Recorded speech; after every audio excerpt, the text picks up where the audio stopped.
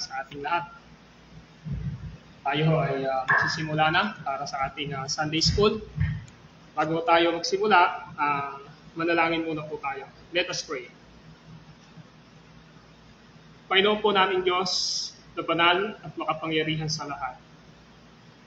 Sa umaga pong ito, kami ay nagpupuri at nagpapasalamat sa pagkakaloob niyo po sa amin ng biyaya ng inyong pamamahala at pagkilos sa buhay namin upang yung puso namin at isipan at kalooban ay lagyan ng pagsunod sa inyong kalooban mula sa inyong salita at sa udyok ng inyong banal na Espiritu upang unahin po namin kayo sa araw na ito na paglingkuran, sambahin at pasalamatan sa aming mga buhay. Panginoong Diyos, bago kami magpatuloy sa aming pananalangin, pinapasiyasat po namin sa inyo ang aming mga sarili. Alam po namin na Ikaw ang Panginoong Diyos sa pamamagitan ng banal mong Espiritu at salita ang siya nagpapatuloy upang i-sanctify or immortify ang mga natitira pa na kahinaan ng aming mga laman. Kung kaya't alam namin na meron kaming nagawang pagsuway sa inyong mga salita sa aming mga buhay. Kaya humihingi po kami sa inyo ng tawad bilang mga anak ninyo. At sinasabi namin, Ama, patawarin niyo kami sa lahat ng aming naikumit sa inyo at sa aming kapwa. Alang-alang sa katwiran ni Kristo Jesus, patawarin niyo po kami, aming Ama. Ngayon, pinapanalangin namin na Ikaw ang Panginoon na siyang lubusang magpala sa pagtitipon ng inyong mga binanal na hidirang kay Kristo dito sa bahay-sambahang ito at tulungan niyo po na ang bawat isa ay nakahanda ang puso at sumunod sa inyong banal na Espiritu at salita na i-worship ka sa pamamagitan ng mga salita nyo at pananalangin at pag-aawitan. Panginoon, tulungan niyo po kami na maintindihan at maunawaan namin ang mga salita nyo na aming pag-aaralan at pakikinggan sa Sunday School. Nawa po masikip na tumibay ang aming pananampalataya at pagtitiwala sa mga aral na ito, lalong-lalo na sa aming pag-aaral patungkol sa Lord's Supper, na kung saan ang patuloy na laman nito ay walang iba kundi si Jesucristo, ang kanyang tinapos na ginawa doon sa cross ng Kalbaryo. Na kapag naintindihan namin ang patuloy na pagsunod at pangunawa sa banal na hapunan o sa Lord's Supper, ay patuloy namin na i-experience ang biyaya ng inyong patuloy na pagbibigay ng katiyakan na kami ay may buhay na walang hanggan dahil kay Kristo na inalay niya ang kanyang katawan at bumuho ang kanyang dugo sa krus para sa aming kaligtasan. Kaya Lord, sumaamin ka at tulad ng pangako nyo na kayo ay kasama namin because you are omnipresent God na gumagawa sa buhay namin at ang banal mong Espiritu ay siya magpapaunawa sa amin dito at magdadala ng patuloy na reformation sa aming pananampalataya at relasyon sa inyo. Sa mga kapatid namin wala pa, lagyan nyo yung puso nila ng desire at ng pagmamahal sa pamamagitan ng banal mong Espiritu na makasama namin ngayon. Sapagkat naniniwala kami, katulad na sinabi ng salita nyo, kayo ang gumagawa sa isipan at kalooban ng bawat isa upang masunod namin ang inyong naisip sa aming mga buhay. Wala po kaming ibang itataas, hindi kayo lamang.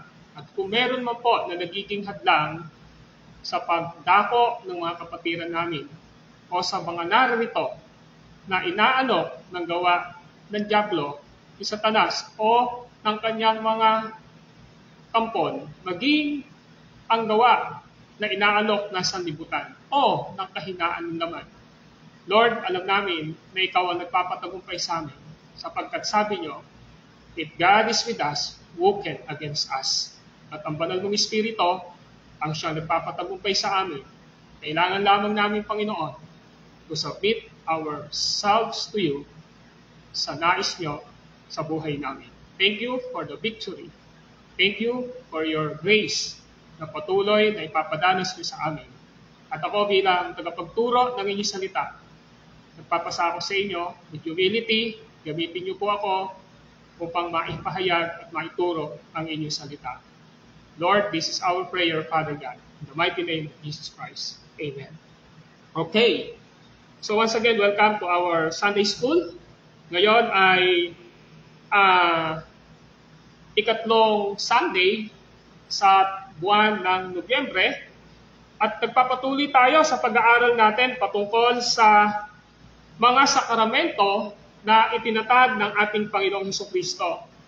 We are thankful sapagkat for the past months ng ating pag-aaral ay na pag-aralan natin at natalakay ang dalawang sakramento na itinatag ng ating Panginoong Hesukristo.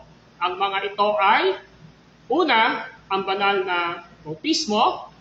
Nakita na po natin yon na walang iba na laman nito kundi ang ating Panginoong Hesukristo. Nakita natin na itong banal na bautismong ito ay nakasentro sa finished work ng ating Panginoong Hesukristo sa pamamagitan ng kanyang dugo na inoffer dun sa cross 2,000 years ago na ang siyang luminis at nagpatawad sa ating mga kasalanan. That's why the water is symbolized ng blood ng ating Panginoong Hesukristo.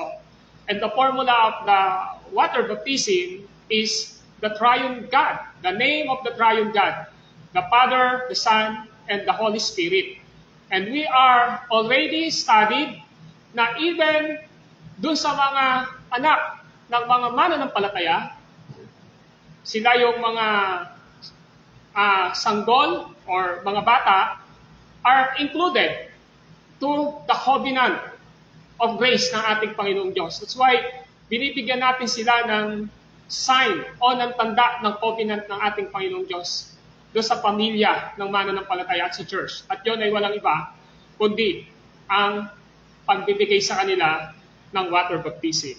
So, nagpapatuloy tayo sa pag-aaral din natin na ang banal ng hapunan ng ating Panginoong Hesukristo o the Lord's Supper of Jesus Christ. Ngayon ay natapos na natin yung Lord's Day 28. Sinagot natin yung katanungan na 75.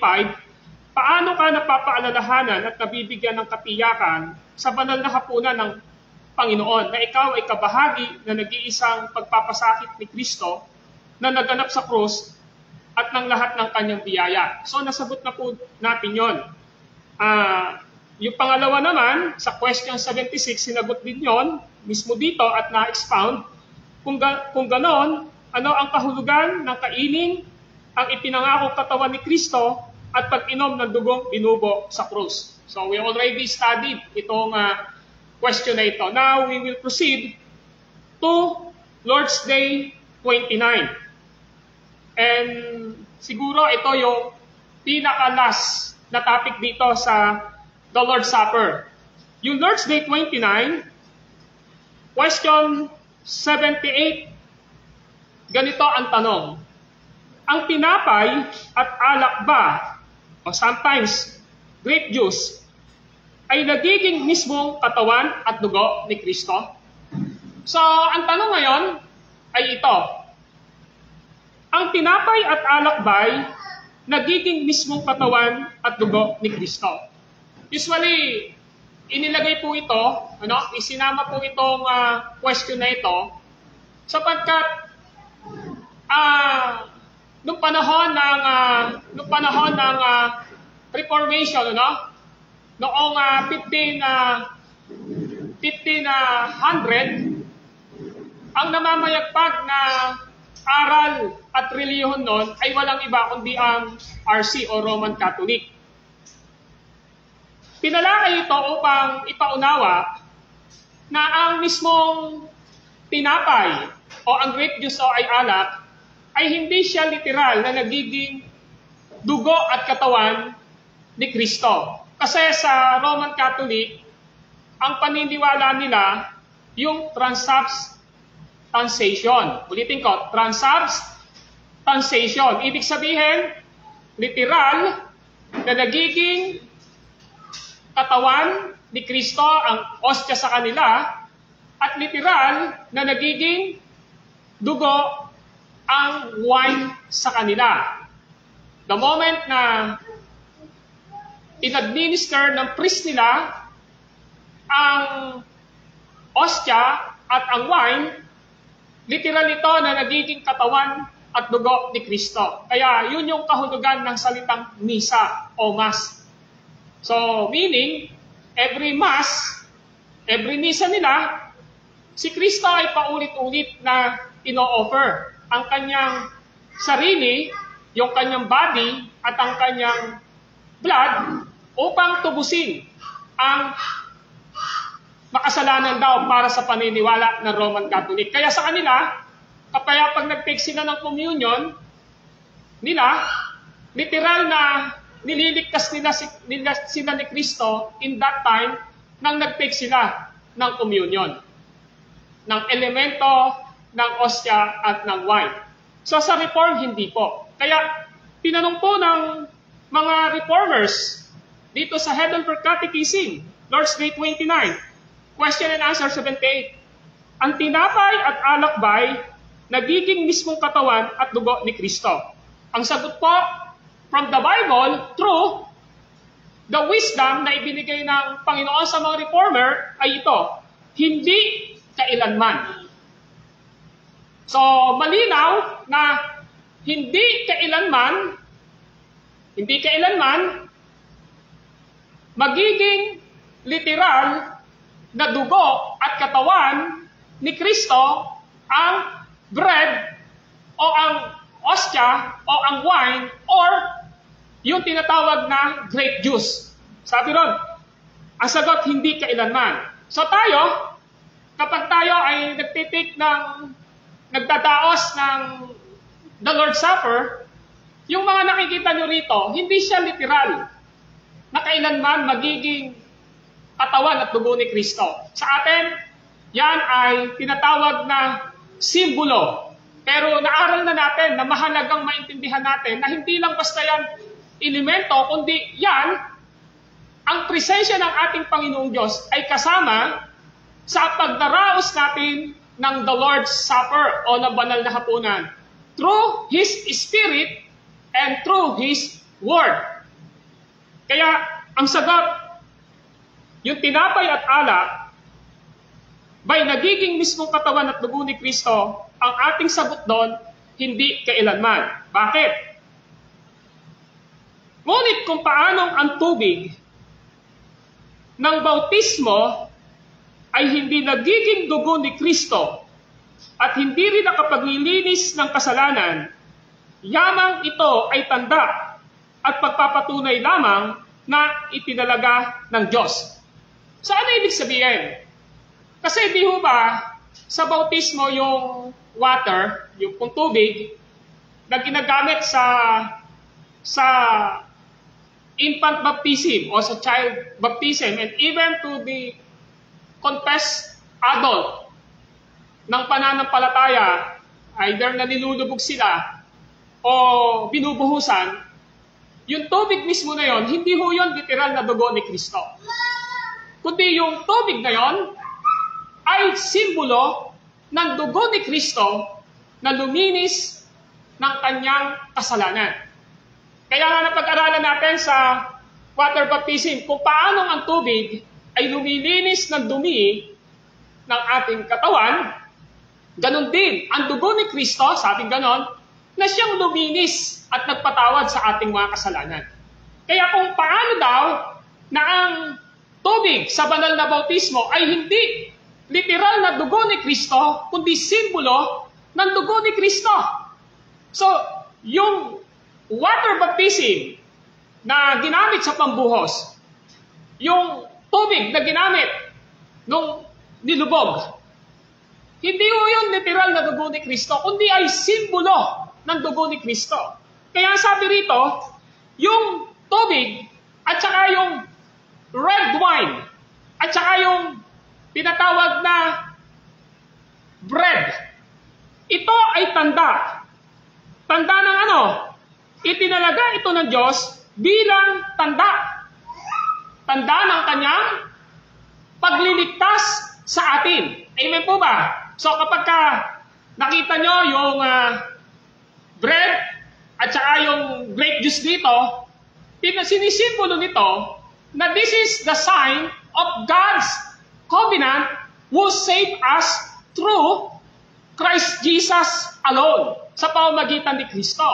Halimbawa, paano natin nasabi yon? Buksan nyo ang unang Korinto, chapter 10, verse 1 to 4. Makibukas kayo sa akin, sa unang Korinto, chapter 10, verse 1 to 4. Ganito ang sabi ng salita ng Diyos through Apostle Paul. Unang Korinto, chapter 10, verse 1 to 4. Nasabi po ng Word of God ay ganito. Nakita niyo na po? Unang Korinto chapter 10, verse 1 to 4. Ibig kong malaman ninyo, mga kapatid, ang nangyari sa ating mga ninuno na sumunod kay Moises. Silang lahat ay nalimliman ng ulap sa kanilang paglalakbay at tumawid sa dagat na pula. Verse 2. Sa gayon, nabautismohan silang lahat sa ulap at sa dagat bilang tagasunod ni Moises. Verse 3. Kumain silang lahat ng iisang pagkain espiritual at uminom din ng iisang inuming espiritual mula sa batong espiritual na sumubaybay sa kanila. At ang batong iyon ay si Kristo. Gayunman, hindi kinalugdan ng Diyos ang marami sa kanila, kaya't nagkalat sa ilang ang kanilang mga buto. Now, kung titingnan ninyo, yung ulap at saka yung dagat na tinawiran nila, Moises, na ang tawag ay dagat na pula, sa verse 2 ang sabi, sa gayon na bautismuhan silang lahat sa ulap at sa dagat bilang tagasunod ni Moises. So kung titingnan natin, si Moises ay propeta ng ating Panginoon sa Old Testament. At sa kanyang pagiging propeta, alam natin lahat ng kanyang sinasabi ay coming from the Lord Yahweh na ating Panginoong Diyos. At alam niyo po ba na even Moises is the typology of Jesus in the Old Testament. Kaya nung sinasabi ron na naging tagasunod sila ni Moises, hindi nangangahulugan ito na ang nagligtas sa kanila, ang nagbautismo sa kanila, sa ulap at saka sa dagat na pula, si Moises mismo, hindi po. Because Moises is the typology of Jesus in the Old Testament as a prophet. Ngayon, sinabi ngayon dito, sa verse 4, sabi ron, at verse 3, kumain silang lahat ng iisang pagkain espiritual. So, ibig sabihin po, maging yung kinain nila is spiritual food. At ang sabi, mula sa batong espiritual na sumubaybay sa kanila. Sino yon? At ang batong iyon ay si Kristo.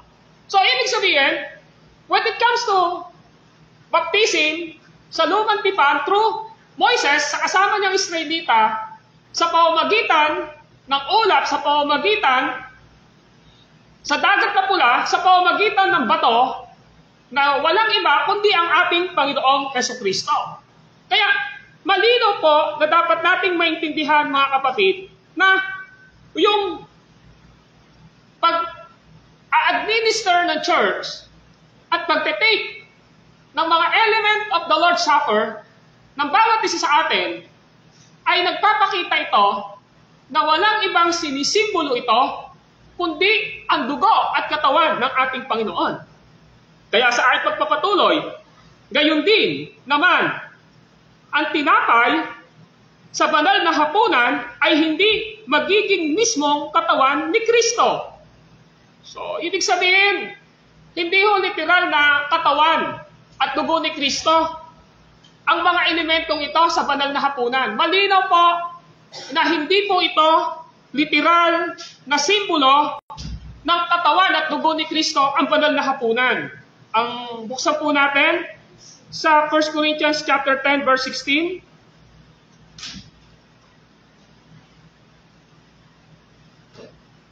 Sabi ho na verse 16, hindi ba't ang pag-inom natin sa saro ng pagpapala na ating ipinagpapasalamat ay pakikibahagi sa dugo ni Kristo?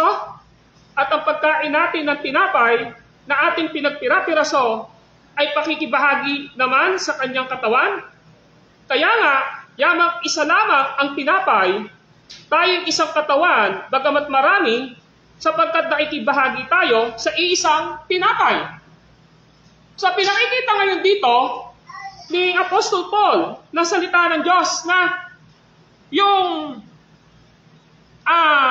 tinapay at yung tinapay sa banal na hapunan ay hindi nagiging mismong katawan ni Kristo. This is not a literal body and the blood of Jesus Christ.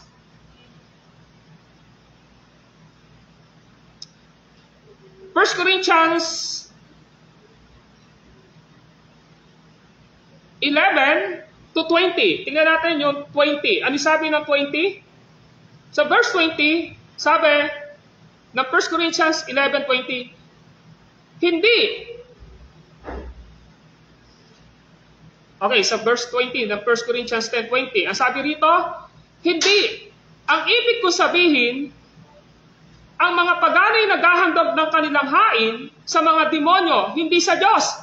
At ayaw kong maging kaisa kayo ng mga demonyo. Pinapakita dito kahit na ang mga pagan, mga Gentiles, meron din po silang mga ino-offer. At yung ino-offer nila na yon ay pag-o-offer nila ng mga foods para sa mga devils na ginagawa nila.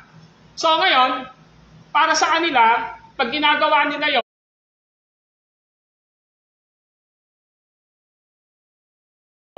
nagiging maayos yung relasyon nila sa pag-o-offer nila. Pero ang salita ng ating Panginoong Diyos, si Jesus Christ, sinasabi niya, kung tayo man ay merong ginagawa na Lord's Supper o banal na hapunan, malinaw po na pinapakita lang nito para sa atin na ito ay nagpapakita kung ano ang ginawa ni Jesus sa atin sa krus ng Kalbaryo, na sa pamamagitan ng kanyang katawan at dugo, tayo ay kanyang niligtas. Bagamat ang tawag dito ay katawan ni Kristo na sumasang-ayon sa katangian ng sakramento. Kaya malinaw sa atin na yung tinapay, yung tinitake po natin na tinapay dito, kapag Lord's Supper, yung tinitake po natin na grape juice or ng wine, hindi ho ito literal na nagiging tinapay at dugo ni Kristo. Kundi ito ay symbol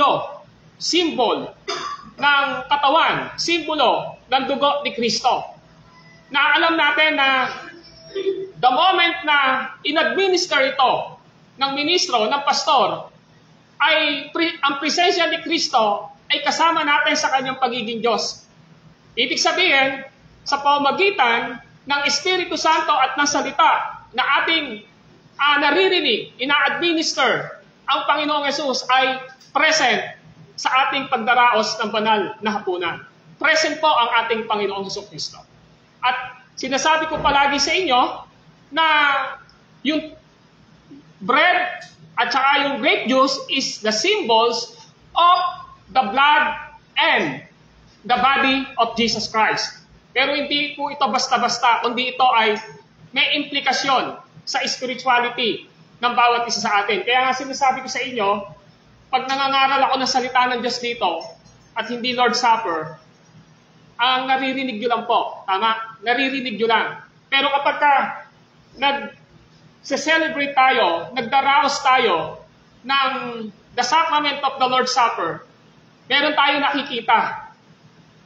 Hindi lang natin naririnig, kundi nakikita natin na yung tinapay ay simbolo ng katawan ni Kristo. Nakikita natin na ang grape juice or ang wine ay simbolo ng dugo ni Jesus Christ. Hindi lamang yon. Nalalasahan natin ayon sa ating pag-aaral na kapag nagtitake tayo, celebrate tayo ng the Lord's Supper, nalalasahan natin. Kaya nga sabi doon na pinapalakas niya sa pagkalasa natin sa simbolo ng dugo ni Kristo at ng katawan ni Kristo, which is ito yung bread at saka yung grape juice, pinapalakas ng Lord ang ating pananampalataya at pinalalago niya. So, merong espesyal na ka-espesyalan ang the Lord's Supper. Bakit po? Present po ang lahat ng elemento. Present ang Word of God. Present na nakikita natin yung dalawang elemento. Present sa panlasa natin yung the Lord's Supper. At ang pinakamahalaga doon, si Jesus Christ ay present spiritually sa kanyang pagiging Diyos sa ating pagpapartake ng the Lord's Supper. Nakita nyo? So, ulitin ko, yan ang kahulugan. Kaya naman, lagi nating sinasabi, in-include yung question dito, ang tinapay at alak ba ay nagiging mismong katawan at dugo ni Kristo? Ang sagot natin, hindi kailanman. Dahil bakit po? We are not the same when it comes to the Lord's Supper from the Roman Catholic to the Protestant Reformation. Why? Dahil sa Roman Catholic, kapag ang priest nila ay in-administer ang ostia at ang wine, nagiging literal ito na katawan at dugo ni Kristo. In theology, this is called transubstantiation. Ano ibig sabihin nun? Pag tinaas ni Father, ito, ang ostia, katawan ni Kristo, literal po yun. Na katawan ni Kristo.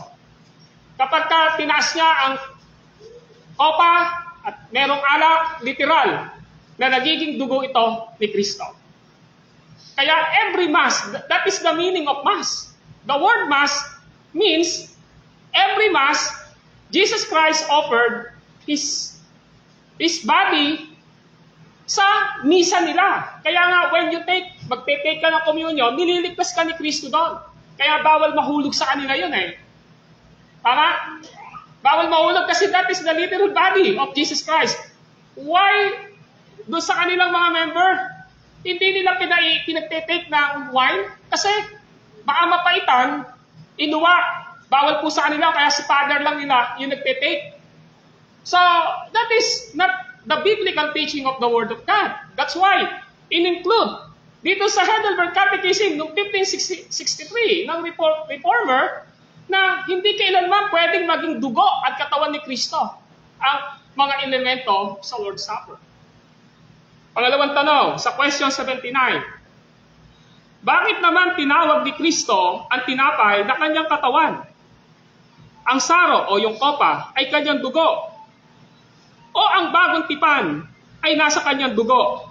Maging si Pablo ay nagsabi, excuse me, ng pakikisalo sa katawan ng dugo ni Kristo. So kapag tayo ay nagsiselebrate ng Lord's Supper o ng banal na hapunan, malinaw po, quote from the Bible, nakikisalo tayo sa katawan at dugo ni Kristo. Literal po yun. Literal tayo na nakikisalo sa katawan at dugo ni Kristo. Ano ang kahulugan nito? Ito ang sagot. Ganoon ang pagkakasabi ni Kristo. At ito'y may malaking dahilan. Ano na ang bagay, hindi lamang upang turuan tayo na kung paanong ang tinapay at alak ay nagbibigay buhay sa katawang panlupa, gayon din naman ang kanyang katawan na ipinako sa krus at dugong nabubo ay tunay na pagkain at inumin na nagbibigay buhay sa ating mga kaluluwa tungo sa buhay na walang hanggan. So, there are comparison na. Sinabi na pakikisalo sa katawan at dugo ni Kristo, ang ibig sabihin po nun, kapag tayo ay kumakain ng tinapay, lalo na sa Old Testament at New Testament, ang tinapay po ay simbolo ng ng buhay. Ang wine ay simbolo po ng buhay para sa kanila. So sinasabi rin dito, gayon din naman, kapag tayo ay nakikibahagi sa banal na hapunan, nagtitake ng Lord's Supper through the bread and the wine, ang sabi dito sa atin ay ito. Ito'y may malaking dahilan. Alalaong bagay, hindi lamang upang turuan tayo na kung paanong ang tinapay at alak ay nagbibigay ng buhay sa katawang panlupa. O, ibig sabihin, yung tinapay at alak, nagbibigay ng buhay sa katawang panlupa. Ang sabi rito, gayon din naman, ang kanyang katawan, yung katawan ni Kristo, na ipinako sa krus, yung katawan niya na ipinako sa krus, at saka yung dugong nabubo doon sa krus, ay tunay na pagkain at inumin na nagbibigay buhay sa ating kaluluwa tungo sa buhay na walang hanggan. So, ibig sabihin, ang implication is spiritually ng element of the Lord's Supper, which is the bread and the wine, ay pagkain spiritual. Pagkain spiritual po ito. Na, sinasabi ngayon dito sa atin, malinaw na nagpapakita na sinusustain ni Jesus Christ sa buhay natin yung eternal life na binigay niya sa atin. So, ang tanong natin, para dito sa mundo, mabuhay ka, kailangan mo kumain. Para dito sa mundo, mabuhay ang katawan mo, kailangan mo uminom. Sa Old Testament at the New Testament, ang tinatawag na pagkain nila ay bread, kasama po ang wine sa panahon nila, hindi ho fermented, hindi fresh wine, ay nagbibigay ng buhay sa kanila. Gayon din tayo upang makita natin na meron tayong buhay na walang hanggan, na susustina ang eternal life natin dahil lamang po kay Kristo. Dahil lang po kay Kristo. Kaya every time na nagsiselebrate tayo ng the Lord's Supper, at least once a month, pinapakita rito na sinusustain ni Jesus Christ ang eternal life na ibinigay niya sa atin sa pamamagitan ng kanyang katawan at sa pamamagitan ng kanyang dugo na sinisimbolo ng elemento ng banal na hapunan. Kaya nga, yun yung pinapaalala sa atin. Bakit tayo mayroon Lord's Supper? Kaya nga, sabi ko sa inyo, nakakalungkot kapag ka Lord's Supper na hindi tayo nagpa-participate sa the sacrament of the Lord's Supper, because we do believe in our hearts kung bakit hindi ka nagtitake ng communion o ng the Lord's Supper, dahil alam mo na yung pananampalataya sa Panginoong Diyos ay hindi maayos. Tama po ba sa 1 Corinthians chapter 11 na sinisiyasat natin ang ating mga sarili? Kasi kung hindi natin pasisiyasat sa Lord ang ating mga sarili, ang sabi nga, hinahatulan natin ang ating mga sarili at hindi natutuwa ang Panginoong Diyos.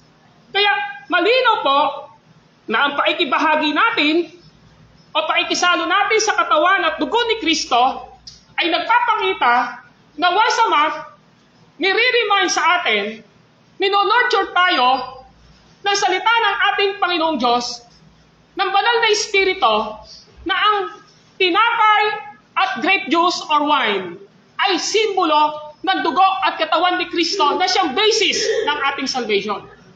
Yun yung nagsusustain. Bakit tayo may buhay na walang hanggan? Tingnan niyo po ang Juan 6:51. Ganito ang sabi ni Apostle John, pero ito ay galing sa ating Panginoong Jesucristo sa Juan chapter 6. In John chapter 6, verse 51, ganito ang sabi ng Word of God in verse 51. Ang sabi rito ay ganito, ako ang pagkain nagbibigay buhay na bumaba mula sa langit. Mabubuhay magpakailanman ang sino mang kumakain nito. At ang pagkain ibibigay ko sa ikabubuhay ng sanlibutan ay ang aking laman. Ang tinutukoy ni Jesus Christ dito, yung kanyang sarili mismo na magbibigay ng tunay na buhay sa atin. sa pamamagitan ng kanyang katawan na mababayubay sa krus ng Kalbaryo. Nung bago niya sabihin ito, nung sinabi niya ito, yun yung sinabi niya, na ang katawan niya ay mamamatay sa cross, at kapag namatay sa cross, yun lamang ang magiging basis para magkaroon ng buhay na walang hanggan ang isang taong makasalanan na kanyang tutubusin. Malino po yun. Kaya pinapakita rito na yung katawan ni Kristo rito mismo, literal, yun yung tumubos ng ating kasalanan. Kaya pag nakikita natin ang bread o ang ostya dito, nire-remind tayo na tayo ay tinubos ni Kristo sa ating kasalanan sa pamamagitan ng kanyang katawan. Yan ang sabi ng verse 50 ng Juan 6. Ang sabi kong ganon, John 6:51. Pero ano sabi ng verse 55? Sabi ng verse 55 ay ganito. Now listen carefully. Sapagkat ang aking laman ay tunay na pagkain at ang aking dugo ay tunay na inumin. Hindi naman po literal na sinisip-sip natin ang dugo ni Kristo ngayon. Tama? Hindi naman literal na kinakain natin ang kanyang katawan. That's why, yung commemoration, yung pag-ala-ala sa banal na hapunan na ginagawa natin once a month, pinapakita nito yung sinasabi ni Jesus Christ. Na bago siya mamatay sa cross, ang sabi niya sa verse 55, sapagkat ang aking laman ay tunay na pagkain, at ang aking dugo ay tunay na inumin. Ano pa yung sabi niya sa verse 56? Ang kumakain ng aking laman at umiinom ng aking dugo ay nananahan sa akin at ako sa kanya. So, mapaka galing intindihan sa isang ginagabayan ng Banal na Espiritu na mismo ang kanyang mga disipulo ay hindi kinain na literal ang kanyang katawan. Hindi ininom na literal ang kanyang dugo. This is the symbol of His body and His blood. Pero ang ganda, di ba? Ang sabi niya, ang tunay na pagkain ninyo spiritually ay ang aking laman. Ang tunay na inumin ninyo spiritually ay ang aking dugo, sabi niya. Kaya ang sabi niya, sa verse 56, ang kumakain ng aking laman, which is yung kanyang katawan na nabayubay sa cross na nagligtas sa atin, na nire-represent ng ostya o ng bread, ang kumakain noon at umiinom ng aking dugo, which is the grape juice, ang sabi ron, ay nananahan sa akin at ako sa kanya.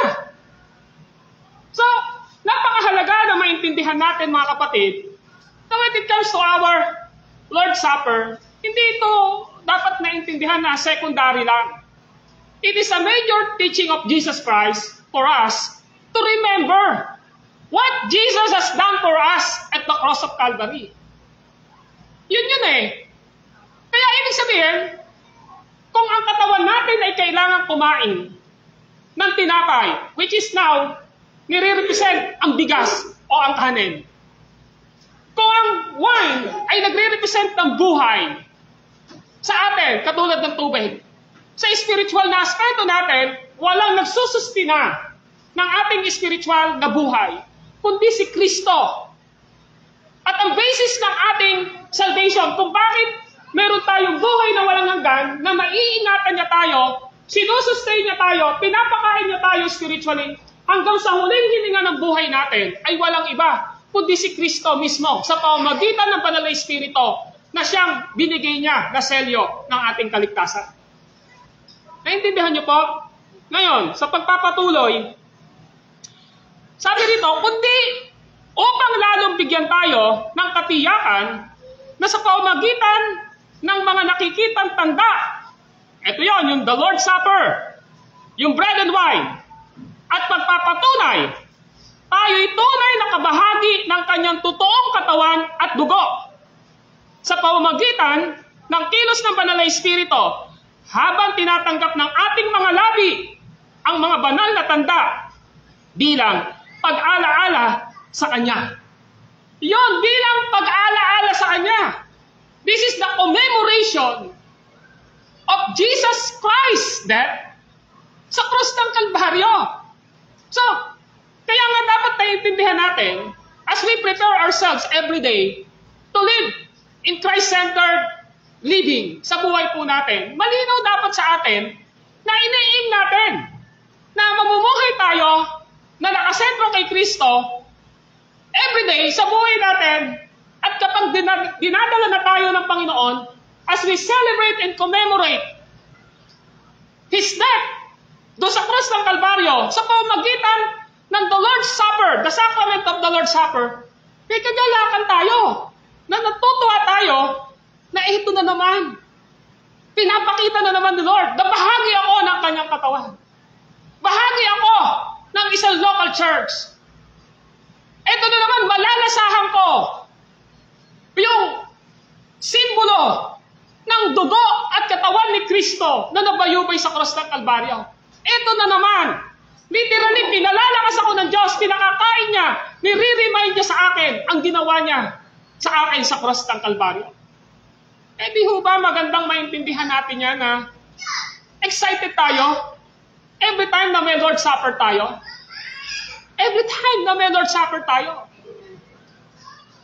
Kaya meron tayong sinusunod na guidelines based on the Word of God, who will partake the Lord's Supper, the element of the Lord's Supper every time na naglo-Lord's Supper tayo rito. Nakita natin yun, hindi ito basta-basta. Otherwise, meron pong consequence ang pagtanggap ng hindi tama sa banal na hapunan ng Panginoong Diyos. Now, malinaw po sa atin mga kapatid, na dapat natin itong maintindihan sa ating mga buhay. Kaya, at ang lahat ng kanyang pagdurusa at pagsunod ay tiyak na para sa atin, na parang tayo mismo ang nagdusa at nagbayad ng ating mga kasalanan sa harapan ng Diyos. Di mo ba na yung gospel ni Jesus Christ ay nandito sa Lord's Supper? Yung gospel ni Jesus Christ nakapaloob sa the Lord's Supper. Why? Isipin mo kung hindi namatay si Kristo sa cross, tayong lahat ay magsasakripisyo ng walang hanggang paghihirap sa apoy ng impyerno. Ikaw at ako yun. Kaya nga, yung kamatayan ni Kristo doon sa cross, pag-ako niya ng kasalanan natin. Ang kamatayan ni Kristo sa cross ay pag-ako niya doon sa naghihintay sa atin ng paghihirap sa apoy ng impyerno. Kung kaya si Jesus Christ, bago siya ipako sa krus, nang nalalangin siya sa Mateo 26, ang sabi niya, Ama, kung maaari lang, ilayo mo sa akin ang saro ng paghihirap na ito. Saro yung ginamit niya ron. Ano yun? Alam niya, yung saro, itititis niya ang kanyang dugo. Alam niya na mamamatay siya sa cross. Eh sabi niya, Ama, kung maaari lang, ilayo mo sa akin ang saro ng paghihirap na ito. Ano sabi niya? Pero wag ang kalooban ko, kundi ang kalooban mo ang mangyari. Mabigat ang sinasabi ng banal na kasulatan na yun. Kung hindi namatay si Kristo sa krus, ikaw at ako na naririto ngayon at sino mang nakaririnig ay magsasuffer eternally sa apoy ng impyerno. Pero, ano ginawa ni Jesus? Inako niya ang dapat na sakripisyong walang hanggan mo sa apoy ng impyerno. Inako niya yung sa cross. Siya yung nagdala nun. Siya yung nagbumuhos sa kanya ang buot ng Diyos. Yung kamatayan ni Kristo sa cross, buot ng Diyos yun. Literally, nabuot ang Diyos kay Jesus Christ nung nasa cross siya. Ibinuhos ng Diyos ang buot niya kay Kristo. Bakit?